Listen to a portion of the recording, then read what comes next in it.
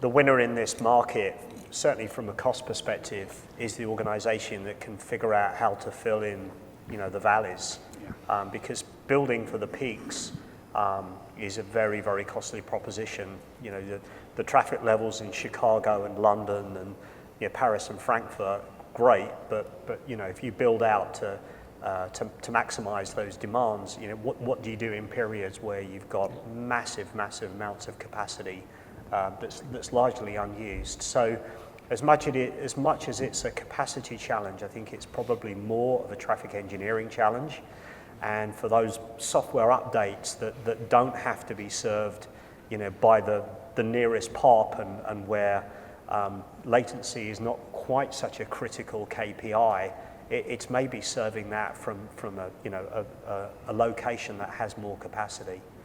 So it's really being sort of having that level of intelligence that I think is going to really help all of our organizations scale.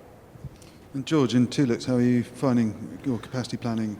Yeah, we have a very interesting approach, maybe a little bit different from a lot of other CDNs. There was I think, pretty interesting articles a couple of years ago in Streaming Media Magazine about our approach, which actually it's not the only approach. We have a hybrid approach.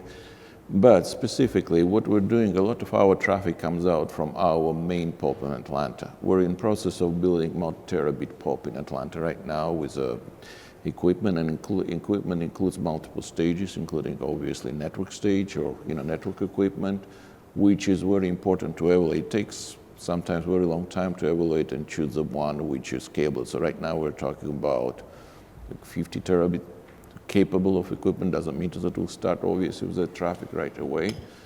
For more than 10 years, on the other hand, Tulix been utilized routing optimized network.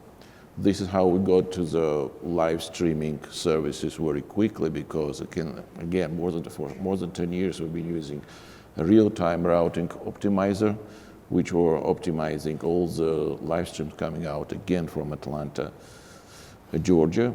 And what's the latest approach? Actually, the question was about doubling or tripling the capacity. On one hand, we don't have that much traffic, unlike bigger CDNs, obviously, than us. But on the other hand, what our approach is, obviously, is adding more telecom providers.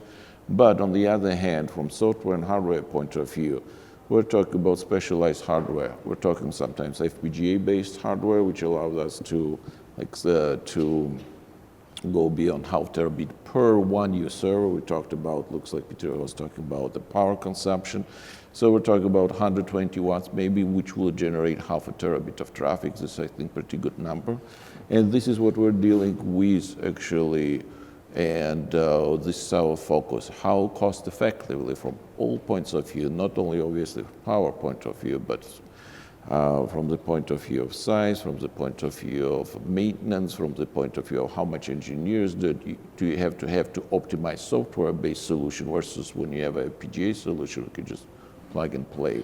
But this is our approach, vertical scaling. As much as possible, vertical scaling, which requires, in our opinion, less support, less management, less troubleshooting. It's much easier.